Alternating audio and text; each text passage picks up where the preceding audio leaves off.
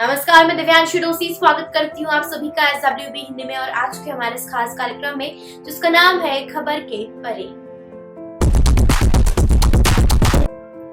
भारत में corona virus का कहर बरतना कम हो चुका है, लेकिन इसका मतलब ये नहीं है कि कोरोना वायरस के मामले में कमी आ रही है। देश भर में पिछले 24 घंटे में कोरोना वायरस के कुल 16,326 नए मामले सामने आए हैं, जिससे अंदाजा लगाया जा सकता है कि देश में कोरोना की स्थिति क्या है, भले ही रिकवरी रेट ज्यादा ही क्यों न हो।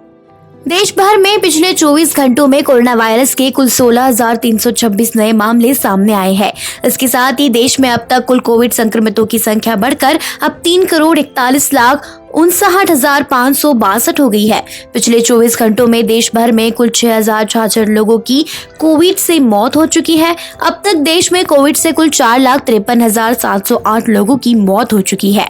केंद्रीय स्वास्थ्य मंत्रालय के ताजा आंकड़ों के मुताबिक पिछले 8 महीनों में सबसे कम एक्टिव केस दर्ज किए गए हैं। देश भर में कुल एक्टिव केस की संख्या 1,70,000 के करीब दर्ज की गई है, जो पिछले 233 दिनों में सबसे कम है।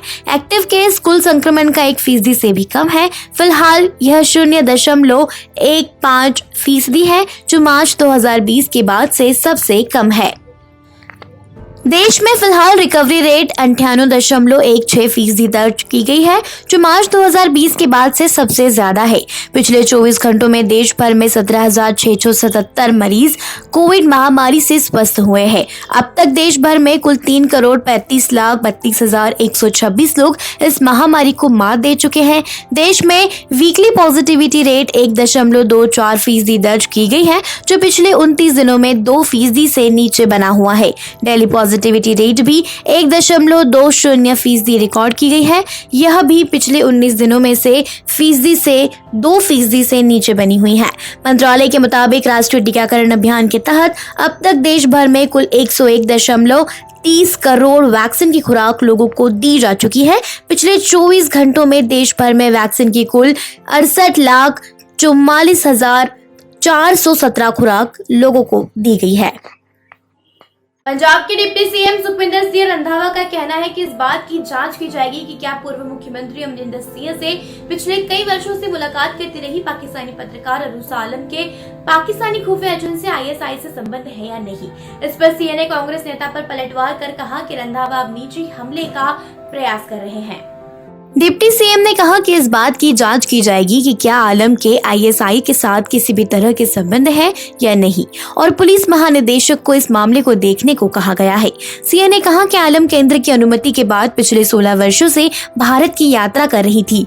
पूर्व मुख्यमंत्री अमरिंदर सिंह के मीडिया सलाहकार ने सिंह के हवाले से ट्वीट कर कहा कि सुखजिंदर, आप मेरी कैबिनेट में मंत्री थे, तब भी आपसे अरूसा आलम को लेकर शिकायत करते नहीं सुना। आलम केंद्र की अनुमति लेकर पिछले 16 साल से भारत की यात्रा कर रही थी। क्या आप यह आरोप लगा रहे हैं कि इस अवधि में केंद्र में राजग और कांग्रेस नीति UPA दोनों ही सरकारों की पाकिस्तानी ISI के साथ मिली भगत रही?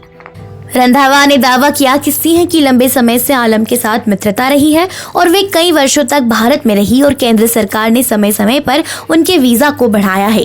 रंधावा ने गुरुवार को जालंधर में संवाददाताओं से कहा कि पंजाब प्रदेश कांग्रेस में हुए हालिया घटनाक्रम के मद्देनजर सिंह के पद से हटने के बाद आलम वापस पाकिस्तान चली गई। उन्होंने कहा कि अरूसा करीब 4.5 साल भारत में रही और समय समय पर उनका वीजा बढ़ाया गया। दिल्ली में उनका वीजा रद्द क्यों नहीं किया? जब हम अमरिंदर सिंह के खिलाफ गए तब वह भारत छोड़कर क्यों चली गई?